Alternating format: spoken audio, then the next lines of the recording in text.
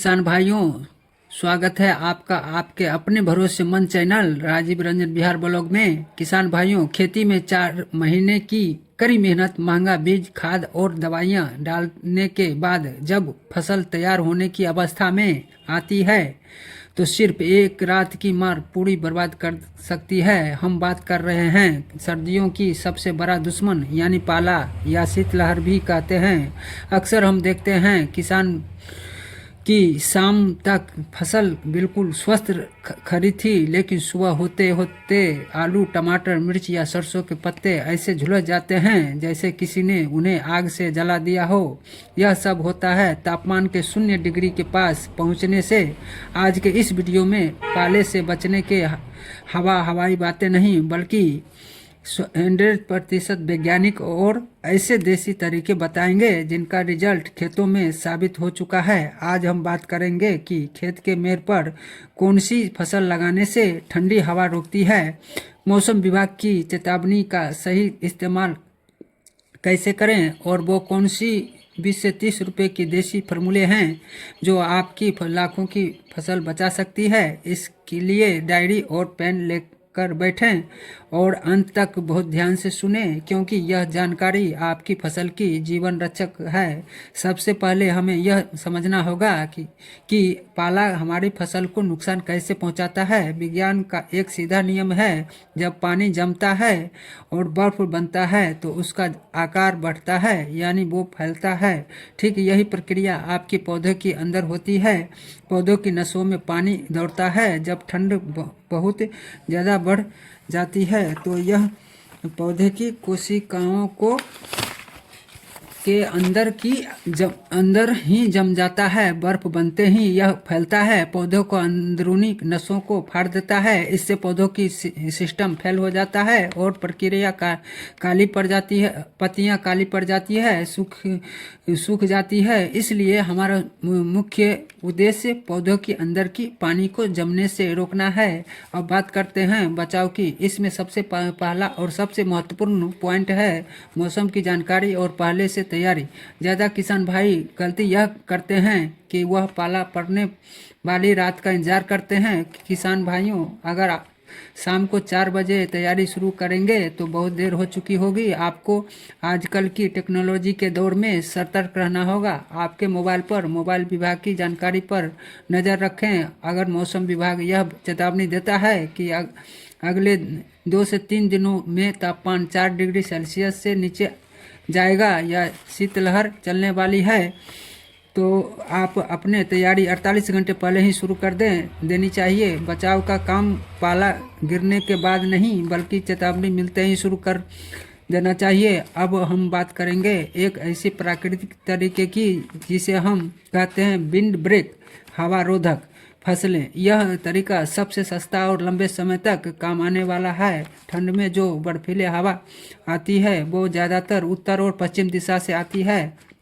ये ठंडी हवाएं ही पाले का मुख्य कारण बनती है। अगर आप इन हवाओं को खेत में घुसने से पहले ही खत्म कर दें तो फसल को 50% तक बचाव हो सकता है। इसके लिए आपको अपनी खेतों के उत्तर और पश्चिम दिशा की ओर खेतों के मेड़ पर लंबी और घनी फसलों वाली फसल लगानी चाहिए। इसके लिए आप मक्का, ज्वार, बाजरा जैसे फसल की भी लगा सकते हैं। इसे फसल के साथ ही या उससे थोड़ा पहले लगा सकते हैं। मेढ़ों पर लगा दें। ध्यान रहे इन्हें खेत की उस दिशा में लगाना है जिधर से हवा आती है। जब हवा या ज्वार की पौधा बड़े हो जाते हैं तो एक दीवार की तरह काम करते हैं। जब रोज़ ठंडी हवाएं इससे टकराती है तो वो ऊपर की तरह उठ जाती है और आपकी मुख्य छोटी फसल जैसे चना, मसूर, उड़द या सब्जी तक ही नहीं पहुंच पाती। यह एक प्राकृतिक पर्दा बन जाता है जो खेत के बाहर के तापमान से 2 से 3 डिग्री तक गर्म रखता है। यह तरीका उन किसानों के लिए वरदान है जो सब्जी की खेती करते हैं। अब आते हैं दूसरे सबसे आसान तरीके पर, जो है मिट्टी की सिंचाई। सूखे मिट्टी बहुत ही जल्दी ठंडे होते हैं और गीली मिट्टी देर से ठंडे होते हैं। मौसम विभाग से पता चले कि अगले 2 दिनों तक कड़ाके की ठंड पड़ने वाली है तो खेत में हल्की सिंचाई कर दें। ज़मीन के नीचे का पानी बाहर के तापमान से थोड़ा गर्म होता है। जब आप सिंचाई करते हैं तो खेत के नमी बनी रहती है और वाष्पीकरण होता है, जिससे खेत की तापमान 0.5 से लेकर 2 डिग्री सेल्सियस तक बढ़ जाता है। यह बढ़ा हुआ तापमान जड़ों को सुरक्षित रखता है और पौधे का अंदर का पानी जमने से नहीं पाता।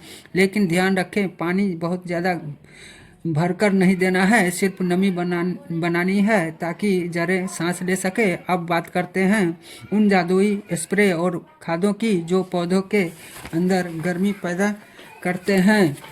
तो दोस्तों करते हैं, अब हम आपको 3 सबसे पावरफुल फार्मूला बताएंगे। पहला और सबसे कारगर फार्मूला है सल्फर का इस्तेमाल।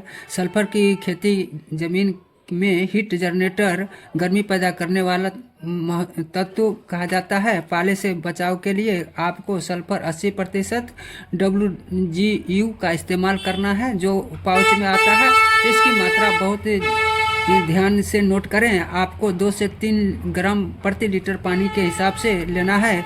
यानी आप 15 लीटर वाला पंप इस्तेमाल कर रहे हैं तो उसमें 30 से 45 ग्राम सल्फर मिलाएं। जब आप सल्फर का इस्तेमाल करते हैं तो यह पत्तियों के द्वारा पौधे के अंदर जाता है और एक रासायनिक क्रिया के पौधे के तापमान बढ़ा देता है और इससे पौधे की तापमान बढ़ा देता है। और फायदा यह है कि सल्फर एक फफूंदी नाशक भी है, तो पाले के बाद आने वाले बीमारियां जैसे कि झुलसा रोग से भी फसल को बचाता है। एक तीर से 2 निशाने लगाने जैसा है। दूसरा फार्मूला घुलनशील खादों को प्रयोग। अगर आप सल्फर नहीं डाल पा रहे हैं तो आप NPK 0050 सल्फेट ऑफ पोटास या NPK 1345 का स्प्रे कर सकते हैं।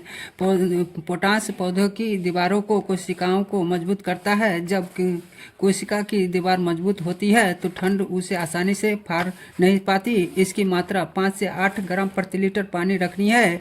पोटास पौधों में गाढ़ापन लाता है और विज्ञान कहता है कि गाढ़ा पानी जल्दी बर्फ नहीं बनता, इसलिए पोटास का स्प्रे ठंड में बहुत बेहतरीन रिजल्ट देता है। तीसरा फार्मूला उन फसलों के लिए है जिनमें फूल आ रहे हैं। अगर आपकी फसल में फूल आने की अवस्था है और ठंड पड़ रही है तो सबसे ज़्यादा नुकसान फूलों का झरना होता है। इसे रोकने के लिए आप बोरोन 20% का इस्तेमाल करें।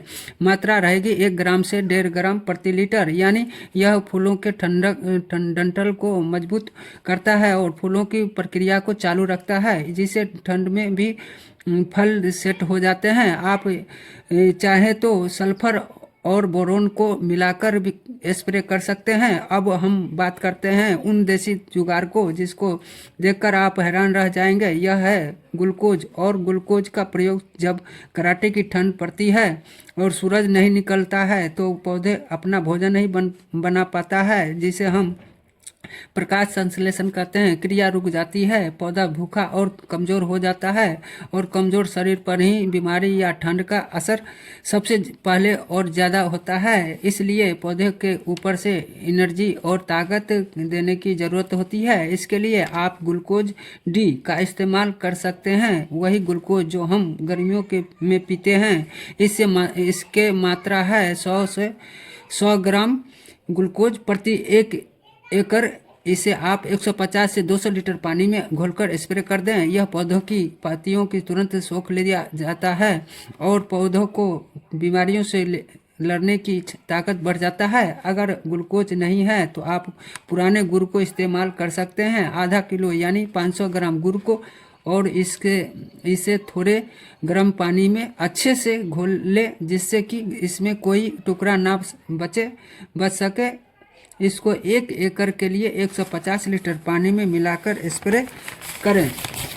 दोस्तों, गुड़ में कार्बोहाइड्रेट सूक्ष्म पोषक तत्व होते हैं जो पौधे के स्ट्रेस, जो पौधे को तनाव से बाहर निकालते हैं। बस गुड़ का स्प्रे करते समय यह ध्यान रखें कि खेत में इल्ली या चींटियों का प्रकोप नहीं हो। अगर है तो वो मिठास की वजह से आ सकती है।